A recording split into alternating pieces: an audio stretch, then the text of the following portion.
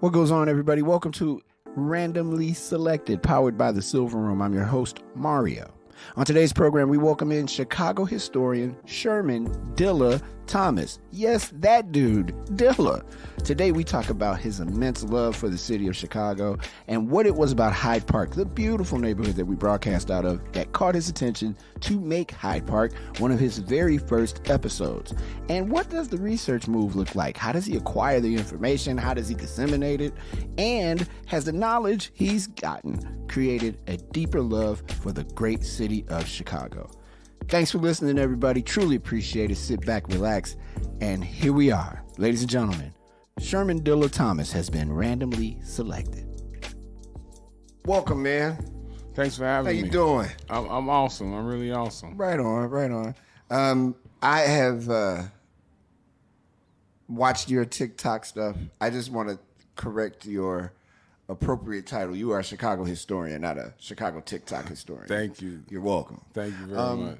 And I wanted to ask you, where did this come from? Your affinity to pick up on things about Chicago in particular, and want to express that to other folks around the world. The last part of that is a tad bit complicated, but the first part, it really is not. My love for Chicago comes from my father. He was a Chicago police officer for 30 years, born and raised here. And he saw the city through not only a Chicago policeman's eyes, but he also, at one point in his life, was vice president of the African American Police League. Okay. That was a black union inside of the police union that fought against police brutality, right? Like people always say, where's the good cops? If you look at the log of the African American Police League, most of them made a whole career, right? Went 30-something years. None of them got past lieutenant. Like most of them's college educated, right? So that lets you know what happens to the good cops, right? So I fancy him like one of the good cops, and he saw Chicago in a way that if you were curious, it made you study, you know. And so that's what my love for history comes from him, coming from trying to impress him, you know, like. If your pops play ball, you're going to work on your game so he'll think you can play, right? You know. Right. And so I would always want to be, I guess now you call it like in grown folks' business. But when I heard him talking to people, I would want to interject. And, you know, if you didn't have nothing to say, when you were done interjecting, you was going to know about it, right? So try to, as it relates to Chicago, right, like make it poignant, you know what I mean? Like if they was talking about something on 63rd off of Avalon, like, oh, over there by the Sears, you know what I mean? And then follow up with, you know, Julius Rosenwald was the president and CEO of Sears Roebuck for a very long time, right? That kind of back and forth. Yeah. And, over a lifetime, that's where we at. One of the first ones you did, I think, was about Hyde Park. One of the first neighborhoods, yeah. Yeah. What is it about Hyde Park that got your attention? It's a fascinating place. To say the least. You know, it's a classic Chicago story, right? One dude's hustle really got, you know, the whole town going. Paul Cornell, right? How it beat out Morgan Park to win University of Chicago. Morgan Park came this close to it got really, really close. They had the former Bible school. The Bible school started in Morgan Park. They moved it when Morgan Park lost to Hyde Park, right? And you know, it's Chicago, so there was some bribery and there was some of that. so that's how John Harper Rainey got to school here. So just that, but also like after Abraham Lincoln got assassinated, this is where his family lived. A lot of people don't know that, right? I didn't know that. See, yeah. His son, the only son to live into adulthood, Robert Todd Lincoln, went on to become the president. First, he was the lawyer for the Pullman Train Car Company, general counsel. Okay. And then when George Pullman died, he ran the company for a really long time. His mother lived here. You know, they were here during the Great Chicago Fire of 1871. They were just in Hyde Park. They were some of the families that took in refugees. So Hyde Park did that. Hyde Park was super racist. You know, when it set itself up, it had a racial covenant. African Americans couldn't own property in 90% of the blocks here.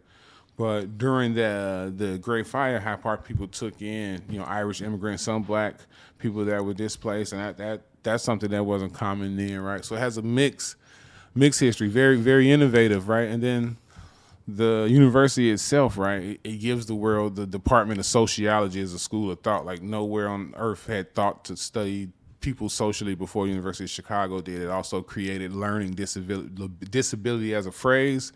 But then for, the people at the school tell me they don't do it anymore, but forever and a day, every incoming freshman was told don't cross Cottage Grove. I'm sure they still do that. But that's so hurtful though to the surrounding area too. But so that's what drew me to Hyde Park, and it's the most integrated neighborhood in Chicago. Absolutely. And watching that TikTok, that was the one that got people's attention. They're like, who is this brother that knows so much about Hyde Park? And what's your research arc like? What is it that you do to set yourself up when you're, like if I said Ravenswood? Yeah. What's your first move you make? Okay, first, that's a really interesting question. The first thing I do is I throw Ravenswood in the Chicago Tribune archives because it's the digital online archives for the Chicago Tribune are the oldest archives for the city, right?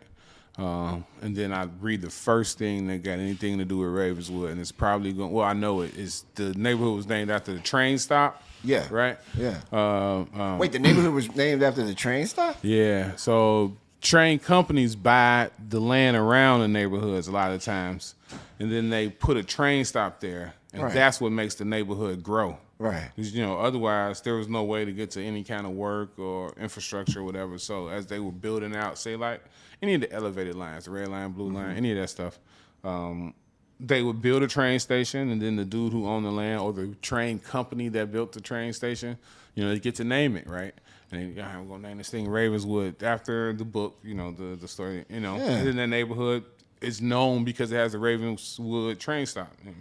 Has all of this knowledge of Chicago given you a bigger appreciation about the city? It made you love it even more than you do? Yeah, absolutely. Every time, even when I start with something rough, like they burn crosses in people's grasses in Roseland, right? Like you don't think about that, but they did. It was in Chicago. That's a hard thing to think about as it relates to the city, but the resiliency of the people who still lived in Roseland, the people who tried to fight against it. Like I say, how there were 60,000 homeless, destitute people after the Chicago fire, and you don't hear any stories about mass starvations or nothing like that, right? You never heard that because the city took care of each other. So as I study it, I appreciate it more. Hey, welcome back. In this segment, we talk about his family and the impression they carry of their dad, husband, as a social media star. Dilla talks about his recent call to Chicago radio stations and whether or not the results he looked for are in motion.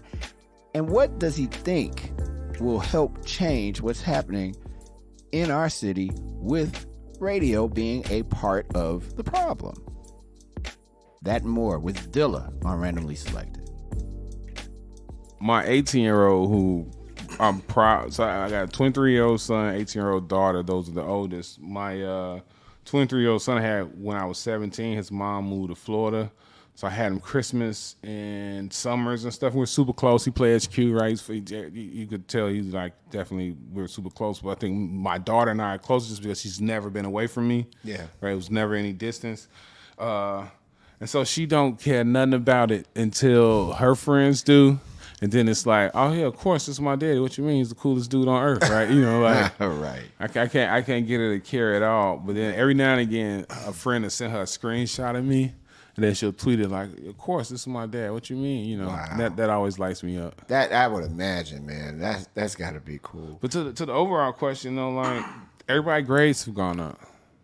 Wow. Like that's crazy. Wow. Like everybody's grades have gone up. Like that's an accurate, true statement. I wouldn't have made that correlation until you asked that question. But like, it's real hard to be playing about your grades when all you do is see me reading.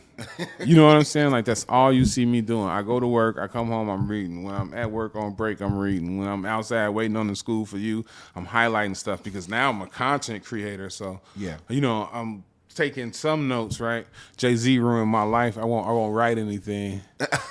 Because I grew up following. I got Jay-Z tattooed on my arm, right? I'm wow. a real big Jay-Z fan. Oh, wow. So I want right in it. No video you ever seen. How about do I have a script? There's no board behind me. There's no nothing, right? This is just you researching and remembering and recall. And just recalling, yeah. Your kids' grades went up. Have you been approached by the Chicago public school system? Yeah, of course. What did they ask you to do? I'm gonna do it too. You know, like we're gonna start doing tours. I'm trying to figure out how do I create online curriculum so that it's something that can be played in school. And then I do a lot of Zooms. I'm always on Zoom. Yeah, talking to schools, kids.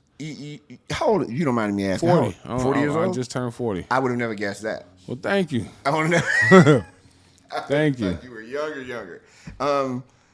And the thing that has been part of the attraction for you is your ability to get people to move and to be energized by these videos that you do. You put out a call for Dr. Black, Timuel Black, when he was really sick, and people responded. Radio stations responded. The city kind of responded because of you making that call. You recently put out a different call to Chicago radio, and I want to know the impetus of that for you. And what were the results of that call? I know this gonna be the clip that get put on all my socials, me answering it, because on the one hand, people thought like, I've seen in the comments because other stations retweeted it, asked questions. Shout out Cody Mack, he retweeted it. What's the Word TV, Chicago Media Takeout, all them. And in the comments, people was like, I thought he did history. What, he do rap? And that's the thing. Like, I don't do no music, right? I don't need to be on urban radio stations. The problem is that I'm long with it. Let me get shorter to the point. Common Sense and Ice Cube was finna mess each other up. Me and you probably remember that, Absolutely. Right? Common made a song about Cube. The Bloods and Crips said, hey, Common, when you come back to LA, it's on. All the four corner hustlers, the Moles, the Vice Lords, they say, hey, Cube, when you come, it's on. And GCI squashed that beef. Right. They had the Peace Summit, Farrakhan Talk, same thing with Twister and Bone. But we in a city where, and I don't want to say set names because my man Ruger say don't pick sides, so I'm not going to pick any sides. But we're in a city where everybody in here knows who the active participants are of what is now almost a decade-long war. Mm-hmm. And y'all not going to have a peace summit. Y'all not going to say, hey, we're not picking sides, but if your song has an ops name in its quote-unquote ops, because I don't got no ops, but if your song is disrespecting somebody that's no longer here, inferred or not, we're not playing it, bro, and we love you. Right. You know what would happen? They would stop doing it. They would stop doing it. They would stop doing it. Yeah. So, and it's like, well, we got to listen to the program director, so we play what's requested. My favorite story to use is think about Everyday People by Arrested Development. Right. That was controversial in Chicago. GCI used to say, not just GCI, I'm not beating up on y'all, I love Chicago. Urban Radio here used to say, y'all remember this, no rap between like 5 o'clock and 10 p.m., right? Because Absolutely. They didn't want the school kids hearing rap on the afternoon drive. You weren't going to hear it in the morning. So you didn't get any rap until Doug Banks came on, and then it stopped at the Quiet Storm, right? So Tom Joyner was on before Doug Banks. And he played Everyday People by Arrested Development. And Elroy at the station said, hey, you just broke the rule. And he suspended Tom Banks on the air at that moment.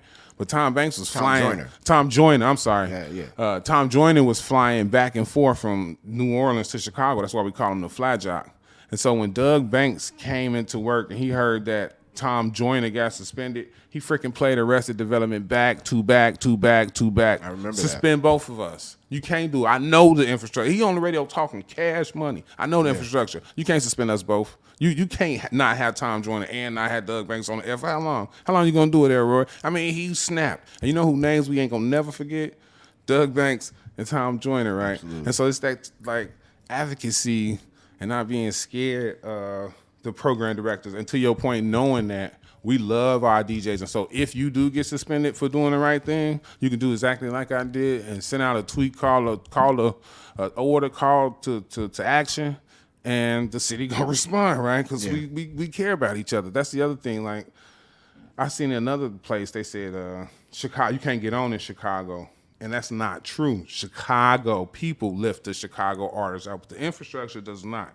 Exactly, and that got to stop. Exactly. That's been the long, forever. That's been the the norm. People think you can't get on in Chicago. You absolutely can, but the infrastructure isn't designed to do that. It's the people who always done it. Back on the radio thing, though, that message has been, excuse me, conveyed by a lot of different people at a lot of different times. What do you think it's going to take for it to be a noticeable change on Chicago radio to kind of tamp down what's been happening? History, I think people don't understand that history is like our blueprint for everything, right? So it's Chicago radio that names Aretha Franklin the Queen of Soul, right? Like that's the type of precedent y'all come from. It's Chicago radio that broke the Beatles, right? There's no Beatles mania before Chicago radio plays it, right? So what that tells me historically is that innovation is the thing to do, and so it's again pushing against the pop company of your radio station incrementally, right? I'm not telling you to get fired. I'm telling you, if they fire you because you took 120 seconds to say something positive every now and again, you work for the wrong place. Like your spirit ain't gonna be good. Your family, you need to understand it's a lot of stuff about your personal life ain't gonna change and grow because you work for a place that won't let you. Better state, I work for ComEd, right? Yeah. And I'm saying that on air, and I be at work doing inspections on the oldest buildings downtown. And sometimes I see cool stuff that I think Chicago needs to see that I know Chicago doesn't see because everybody don't work for ComEd. Right? 10 years ago, ComEd would have wrote me up for taking pictures while I'm on the clock using social media. Now I sit down with senior vice president of governmental affairs and I say, hey, what's the difference between if I owned a building and I'm waiting on my orders from the truck, I'm waiting on whatever, right? There's downtime in every job. And my tenant calls me and says, hey, the heat's out. If I'm not physically doing anything for ComEd, can I make that phone call to HVAC people to fix this heat? Of course you can. So what's the difference between if I'm waiting on a call and I'm posting something positive about Chicago? That's community engagement. That's everything. And I'm not doing any kind of double duty. I'm not I'm not posting paid ads while I'm on ComEd time, right? And the senior vice president looked me in my face and was like, yo, that's amazingly dope. Do it. And they've never said nothing to me about posting while I'm on company time, which is an innovative thing in Chicago, right? Because every other company say don't be on social media. But as long as I'm not in front of electricity, as long as I'm not ignoring a customer, as long as I'm not sleeping in my truck, as long as I'm not saying anything negative about the company or the city, why does anybody care?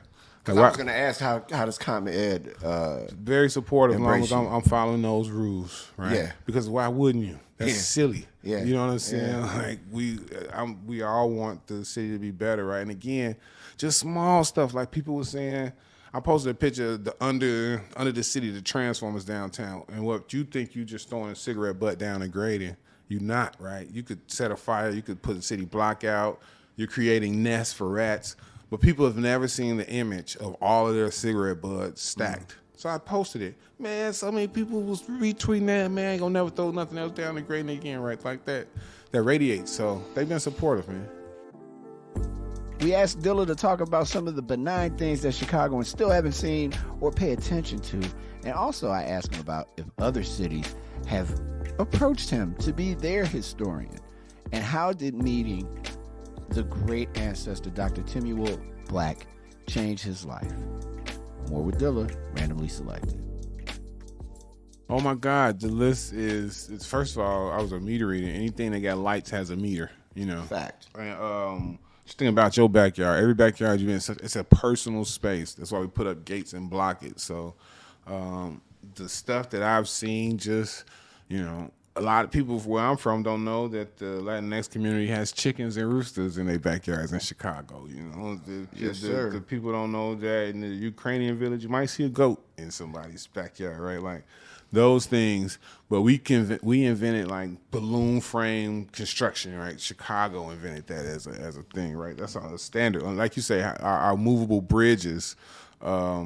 There's so many. I see all the cool hidden tunnels that's under downtown that was originally for coal delivery. Right. I see all of those. I've walked under the Chicago River. There's tunnels under the Chicago River for utilities and just a bunch of stuff. So, have you ever did any backstory or research into the Great Flood of 90? What was that? 93? 92. Yeah. It's so many in the drafts. I definitely got to tell that story. I was working downtown then. You know what I mean? Oh, man. So I work in electric vaults, and so many buildings have it marked, right? They call it the Great Leak. Wow. And every building has it marked. And I'm 6'5", and it's always taller than me. Yeah. It's always taller than me. It was going down. It was a real thing, man. Chicago shut down for a few But just days, that man. response, like, on the one hand, having all of our electricity underground and buried helps us in so many ways, right? There ain't no drunk driver knocking down a pole and then Sears Towers buildings out. You know what I mean? Or hospitals or police communication. On another, when it flood, there ain't nothing you can do but let it dry out. You know, because it's. But we invented the electric grid, like lines being tapped into each other and redundancy and all of that. Like, you know, we started that, right? The Edison was into DC. Western Electric was into AC. Western Electric facilities was out in Hoffman, right? And so we give the world electricity at the World's Fair in 1899. So all these things, man, I see some of that stuff. I see original flyers from the World's Fair because I get to go in the oldest buildings in the city, and everybody's a collector. Right. When Willis Tower, I got called it Willis Tower once, I get in trouble. So when Sears Tower lost its power last year for 8 days, I was a part of that restoration crew. Oh, wow. I walked every flight of the stairs in Sears Tower carrying a 60-pound bag to help get the power back in that building. We went 16 hours on, 8 hours off for 8 days straight. And like I said, I'm part of the, you know, how many people on earth get to say I walked every single, it's multiple corridors, right? But Yeah. I'm saying from the third basement to the highest step that you can go in the Sears Tower, I walked that. That's crazy. Like, I that's remember coolest- that was when the top of the building was out. Yeah, the whole building was out. Wow. You only saw some of that bottom power because of emergency power, and then because there's some really important stuff in Sears that we backed some generators up to and all that. But the whole building was out.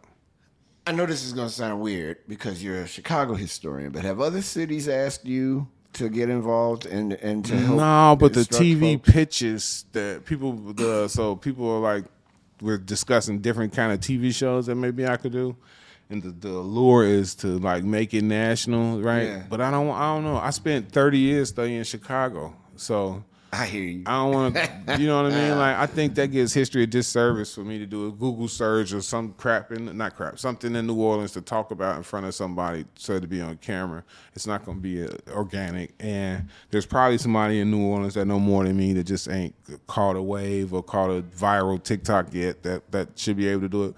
To your point, though, I would love to, like, build that coalition, right? Like, I got Chicago Mahogany Tours, right? And it's a younger thing. It's a different perspective. It's a citywide perspective, but it's based out of the South Side. I can see me having, you know, a counterpart in Brooklyn, a counterpart in Manhattan to talk about how Central Park used to be the black neighborhood, right? Like, point these things out. I could see that network being built. You dropped a bomb there. People didn't know about Central Park, I don't think. Yeah, I'm learning to do that more too, right? Like, you know. Absolutely. If you talk to rappers, they be dropping bars and lines every now and again, sprinkled. So I'm gonna start dropping history facts as I talk casually. Mentioned Dr. Timmy Black earlier. Friend of ours. Hyde Parker, Bronzevillian, Chicagoan, super Chicagoan. Yeah. Really cool dude, man. I'm gonna miss him a lot. How you're meeting him, how did that change you? Immensely. One, I'm an activist. I ain't know that. I didn't consider that. I was certainly trying to take the passive aggressive route around change and not even use that word ever. But like, you can't meet with him, and he expressed to me that historians tell the truth. In a world full of lies, truth tellers are activists. And so you're an activist, you know. That's what like made me call out radio. That's what made me call for him, like, again, these are Forrest Gump of our time. For sure. Like the stuff. That's a You know. really interesting way to put it. Oh He's my seen God. everything. Everything for when you live 102 years, people don't realize your perspective is probably like 170 years, right? Because when you were 10, you knew people that was 50, 60 years old. So you got their lifetime of his perspective, especially if you're a historian-minded person, right? Like a good memory person who cares, an oral storyteller. You got to be an oral story receiver before you can ever tell them. You know what I mean? Yeah. So he got at least 60 years, just to be modest, right? On the front side of that. So from 10 to 15 years old, he had teachers, right? And they were elders. He had elders. He had elders in his family, right? So you got to throw him the front 60. And then, how many of the us's, right, and other people under him gave him a younger perspective. And then he had his whole life. Yeah. So he saw, it's amazing. D-Day in World War II, he freed a concentration camp. He was part of an army, squadron that freed a literal Jewish concentration camp. He brought Dr. King here with Al Raby for the marches in Marquette Park. Everybody sees that picture of Jesse Jackson Sr. sitting on the steps with Jeff Ford and Fred Hampton when the Black Stones and the Black Panthers were getting ready to have a bad situation, but they fixed that. The only person anybody listened to in that room was Tamil Black. Yeah, absolutely. You know what I mean? Like that was the only person that anybody in there listened to. That's why the reason the meeting happened, man. I hate that we kind of late to him as a city, right? Like it was so many people on my page, like I never heard of him. Like that's a crying shame.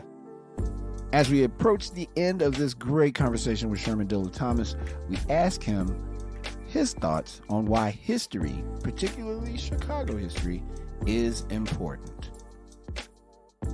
I just strongly think history is a tool to be used in every kind of situation. I don't think it's a blank thing that's going to just eradicate all issues and problems. You turn around, you study, you can fix it. No, it don't work like that. Mm-hmm. But it's like such a warning for what worked and what didn't work. It's such a perspective. It allows when somebody trying to run game on you. Another example of like how research affects us now is turning of a policy. I live in Auburn Gresham. Calumet is abandoned right now. So at the onset of COVID, they turned Calumet High School into a homeless shelter. We don't got time for urban development conversation, but that's bad for a number of reasons. High schools are placed geographically where they are for a reason, right? So they could be center of the neighborhood so that the whole neighborhood can get to the high school, and that from the high school you can get to the whole neighborhood. Right. That's bad for a homeless population demographic who's struggling with drugs and other things, right? So you're tempting them. They got access to every backyard now by virtue of how high schools are placed.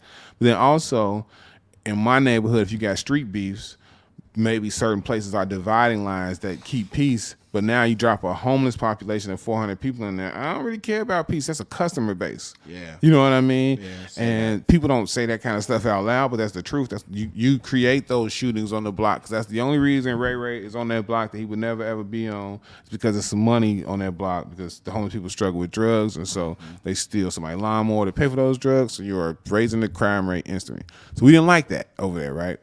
So we use research to find out that you only get a certain amount of time to call a structure an emergency shelter. And then after that, you got to like have a public hearing. You got to put signs on the corner. You got to get on Chicago TV Access. You got to put ads in the newspaper. Mm-hmm. You got to have all these things done before you can change the zoning of whatever. And if you do it without that, we can sue you. And so we collected money. Well, the block club got people that kids are lawyers and all that other kind of stuff. So we got a lawyer. We went to the alderman, who was super cool. Like, hey, brother alderman, we're getting ready to file this injunction because you're in violation of city blah, blah, blah by having this homeless shelter there. Right now, ain't no homeless in Calumet. Wow. You know what I mean? Yeah. So that's an example of history and research affecting what goes on today, right? And then it's an empowerment too. Other aldermen, I won't say any names, are like, hey, how do I research other city ordinances so that I can say this is the precedent? Mm-hmm. And so when I got an idea and somebody say, no, that's stupid, and then you can say, no. They've been doing this. They was doing this from 1918 and 1952, and these are the net results, right? Like, so those are things I'm trying to empower people to do more. I asked you a long time ago about your school career. Yeah. Could you just go through that real quick? Yeah, absolutely. I went to John W. Cook School. That place was bad and good, right? Good for me that they recognized I guess I'm smart. So I got separated. They put me like in a principal scholar program. Mm-hmm. One of the coolest things about that was on Saturdays, we took, as 7th and 8th grader, you went down to UIC and you took a physics class and a history class from college professors at 12 and 13 years old. That's pretty cool. Went to Calumet High School. I live in a certain gang neighborhood, and two people on my block one dude on my block was getting beat up in the high school. So I had the young man's choice to do. I watch my neighbor get stomped out, and then I come home, and then it's like, yo, why you ain't help bro, or do you help him? So I jumped in and helped him, and all 5 of us got kicked out under zero tolerance gang fight. I ended up going to Olive Harvey Middle College, which is alternative high school housed inside of Olive Harvey College. And man, that lady saved my life. Her name is Dr. Helen Hawkins. She's no longer with us. She passed away via COVID at the top of the pandemic. But Helen Hawkins just took us on college tours. I've been to Guadalajara, Mexico. I've been, I seen Savion Gova Bringing the Noise, Bringing the Funk, right? Like, right. He was talking about Tamil Black. I just noticed myself, like, man, you got a lot of Forrest Gump stuff going on. You know, like your dad was a part of Harold Washington's bodyguard detail. You remember Carol Moseley Braun becoming the first African-American senator. You lived through the whole Obama thing. Mm-hmm. You know, the people who made Obama who he was, right? Like,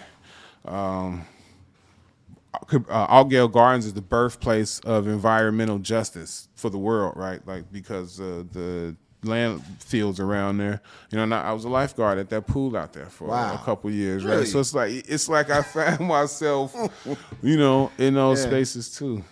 I'm sorry, I went to Eastern Illinois. I'm college educated and I pledged, but I majored in English and African American studies. That don't necessarily make you a Chicago historian or a historian at all, though. All this is like on my own. Yeah. Wow. And you mentioned being the Forrest Gump and things. You know Lee Bay, correct? Yeah. One of the greatest architectural writers ever. Yeah. Just like a solid man. Yeah. What is it like when you meet people who do things like what Lee Bay does? God. What kind of conversations do you guys have? We missing each other. Like, we've only really talked online. And then we were on the show together, so we talked in that green room. Mm-hmm. Immense respect. It's crazy to have like a Lee Bay retweet something you tweet, right? Or follow you in general, right? Or, it's weird, right? I refer to him as Uncle OG. He referred to me as nephew. Like, that's crazy. Like, Lee Bay talking to me. Just to put it in perspective, anybody hear it? If you Google right now, Ebony and Jet office photos, they're gonna be his that pop up, right? You know what I mean? Yeah. And so he's so important. It's motivational, though. It lets you know you're doing something right. You're going the right way. I think for you, I kind of share it. I think for you, what I said to you in the text, like, you're on your way, brother. Just forward. Yeah. You're forward on everything. Yeah. The idea that you love Chicago so much at a time where people literally hate it and are trying their best to kill the vibe in this bad boy. People like you make it hard to do that because you just represent such a good, solid part of our city. When you're able to tell somebody a thing about this beautiful town that they never knew, didn't know the Lincolns lived in HP, didn't know HP was taking in people after the fire, the Great Fire. Those are important things for people to know because it changes your perspective. Absolutely. And I think if you're able to do this thing with the Chicago public school system, dude, you're going to change people's lives because they're going to be able to say, I remember when Mr. Thomas said, this, and this is real. This isn't real. This is what happened. It took us to these places. And for you, I think having your finger on the pulse of what's going on in Chicago is going to always be a benefit to you. With that being said, has anyone asked you to write a book? Yeah. Get all the money you can. I'm working on it. I'm saying this stuff on, one, because I ain't copyrighted nothing, no, but having it in these spaces before somebody jacks me is proof that I did it right. So I'm coming up with a series. It's going to be 100 Chicagoans You Should Know. I'm halfway through, like, I'm 75% through with the Germans. I'm all the way through with the African Americans, right? So just 100 African Americans from Chicago you should know. 100 Germans, 100 Puerto Ricans, 100 Mexicans, 100 Polish, right? Like, I think the cheat in it is we walk down the streets all the time. Like, you know what I mean? I think it's amazing that Lawrence Avenue, like, a dude, the guy who bought that area and laid it out was walking with his friend Lawrence. And he was like, man, I don't got nothing to name this street. And you've been always a solid dude. So It's gonna be Lawrence Avenue. Wow. Lawrence Avenue run the dang length of the city. Yes, it does. He used to come back, Lawrence, to every year on his birthday to walk down his city. So then by the time he get like 85 or 90, now he's a city celebrity, and we're always happy when Lawrence comes back to go down Lawrence Avenue and he retells the story of how his homie named it. Like, if you lived on Lawrence or up there, like, you'd appreciate that, right? Like, you know, so I'm with you, man. I think the example I use all the time, I'm gonna continue to use, is Ellis Island. As an 8th grader, we went to Ellis Island, and then again, like I said, with the school. And I'm a big candy eater, man. Oh my God, I'm so terrible at candy. So I was banging Fruities, you know, while we were in Ellis Island, and then toward the end, like a couple wrappers fall out of my pocket, right? Because I'm banging them, putting them in my pocket. Since I'm adding new ones, some of the old ones fell out. So, you know, the tour is going on though. So I keep walking, but like it felt like every Irish and Italian immigrant that ever came through Ellis Island was pulling on me like, boy, if you don't pick this up, what you know where you at? Right. And I turned around and I got it. And then like I ain't paying no attention to it. As a 40-year-old dude, I understand that my whole life somebody's been telling me that Ellis Island is important. And so I treated it that way. And I feel like if you tell the kids on 63rd St. Lawrence or on 65th and Dr. Martin Luther King Drive that this space is important, and they hear it every day. They hear it when they go to school. They hear it in, you know, in the stores and on our TV and on our urban radio that reaches millions of people. If they constantly heard that, people, it's amazing. Don't nobody over that area don't know who Herman Roberts is. Like that's crazy. Insane. That's crazy. Insane. And it's funny that you say that because these are people that we know about, and I think because of the age that we are in that age group, we were told this is somebody that you need to know. Yeah. We don't do enough of that. No, we don't do that at all. Yeah. But we also, man, another thing, like I tell people, you can't check people you don't check on. And like we don't do that either. We don't do that either. We don't have a flex bomb noise because you just did that. Nah, for real though. We as soon as you say a name and the shorties don't know the name, your next response is, well, why you don't know that name? See, you be on that bull. See, you be listening to all that bull crap. You on the phone. You got like it's always a negative thing. You ain't never came over there and just talked to them about these people, right? So I try to meet them where they at. Like, okay, if you're gonna be a gangster rapper, name yourself after dope Chicago people. Don't name yourself after all the Italian mobsters. Don't name yourself after let me tell you what the Italian mob did to Bronzeville, right? You might not know the story of how Sam Giancana took over number running. And, like, if they didn't, where would Black Chicago be, right? You know, every structure you love in Bronzeville was started with number running money, right? Name yourself after Teddy Rowe. Like, the next hit rapper out of here shouldn't be, you know, Frank Nitty or, Tony Okada, Lil Tony. You know what I'm saying? Like, these are people who y'all naming yourself after. And I understand their legacy, right? So if you're a gangster, there's a good gangster name yourself after. Big Jim Knight on the west side took a shotgun blast to the face from the mob and lived. Name your rap name Big Jim from the west side. Yeah, you know what I'm saying? Like, but then what you also gonna do inadvertently is you gotta learn about who he is. And you're gonna learn that he was to use his money for good, and he was a power player, and he was the reason why the West Side started to get black congressmen, because he could donate at the same frequency as other people who was getting business dollars. Like that story mattered too, And you're gonna get all that learning about your own self. Hey man, I appreciate you falling through. I appreciate y'all having me. Especially, we appreciate you falling through, and thank your wife for letting us borrow you today. Oh man, yeah, that's my advice too. Whatever your persuasion, get a good partner. We ain't all that. I'm on my own by myself. Yeah.